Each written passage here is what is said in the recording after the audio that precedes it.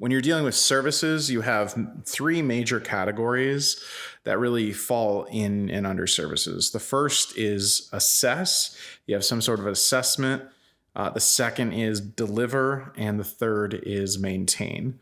And this is true depending upon if you're talking about software development and, of course, automation. It's true there, but it's also true in just any organization that you have. You have those three. If you have a services organization, most likely you have those three phases.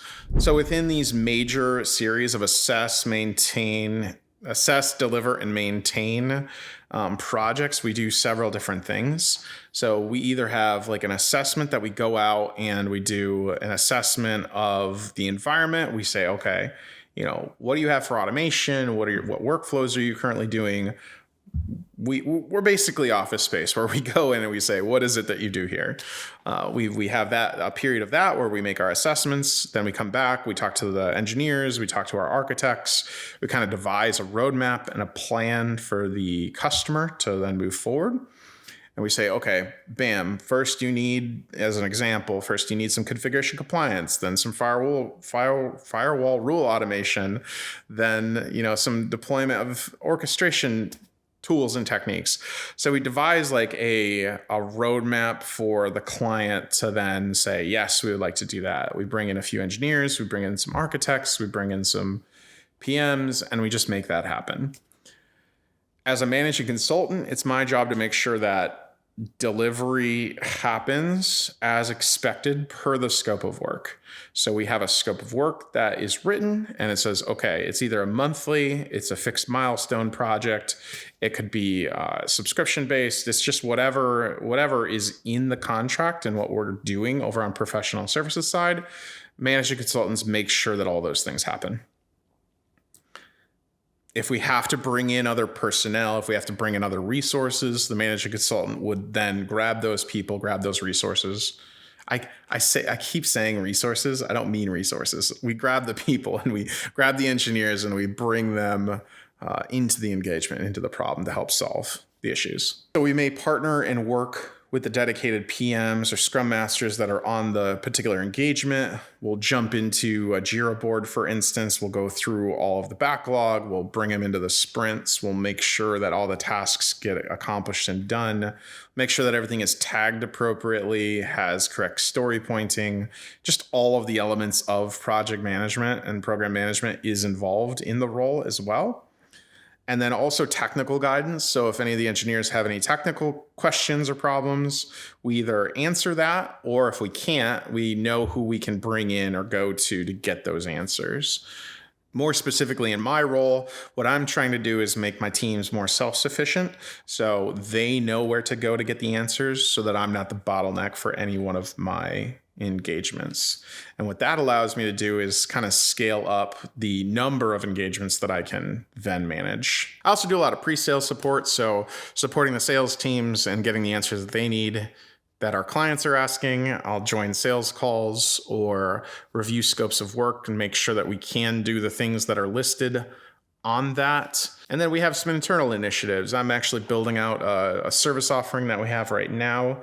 So there's a lot of efforts and work associated with standing up those new internal contributions and internal elements just to help the business as a whole grow. Managing consulting isn't for everybody, for sure.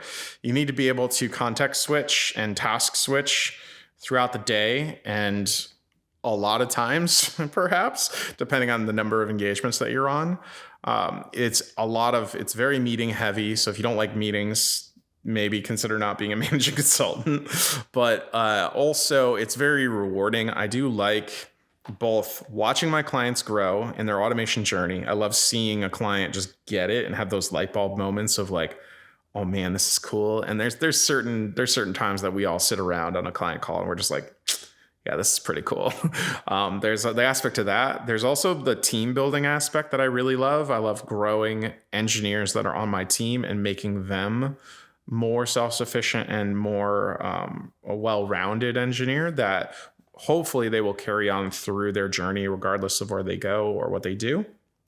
And since I work in a startup, the ability to affect change outside of my immediate domain is extremely appealing. So if I want to go contribute on, marketing initiative or a sales initiative or some other initiative, managed services, if I want to just go and jump into those pots, I can without much red tape. So we're scaling right now. We're building out the teams. We're getting more team members in, and it is really fun just kind of like watching something grow. I think that's the main theme of what I like doing. I like watching things grow. On the spectrum of technical versus leadership, there we have, management consultants that lean one direction or the other. So we do have very technical managing consultants that can get into the weeds, dive into the code, figure out anything on the projects that they're on. I fall more into the spectrum of the leadership managing consultant, because when I joined the organization that I currently work for, we realized that we had enough smart people and enough engineers that could do the coding, that the technical capabilities and talent wasn't really the issue. But what we needed to do was just build out the services team and division of the company. It doesn't matter. I've now been a managing consultant for a couple years, and I realized that my team needed more of just leadership and direction as opposed to, another engineer that could come in and write some code. There are days where I miss it. I miss being able to just, focus in and work on one thing, but I absolutely love growing the team and really establishing like good sustainable engineering practices. That to me is more important than like me contributing on a specific project. What does a day actually look like? So in the mornings, it just depends on my morning schedule with my client meetings. I have a mix of client meetings and internal meetings throughout the day. So lately I've been having projects that for me start around, 7 or 6:30 a.m. We'll knock out a few meetings. We'll meet with a few projects, and those projects can be on that path of assess, deliver, or maintain. We go through the findings in the morning, see what's going on. I take a little break, try to get Eddie outside and walking, make sure he's all good. And then I come in and I have a mix of internal/client meetings throughout the rest of the day. I try to leave my desk more often than... I try to get up and move around as much as I can. Admittedly, I don't do it enough. I'm very thankful for technology like my little watch that can tell me, when I need to stand, because those reminders are just helpful.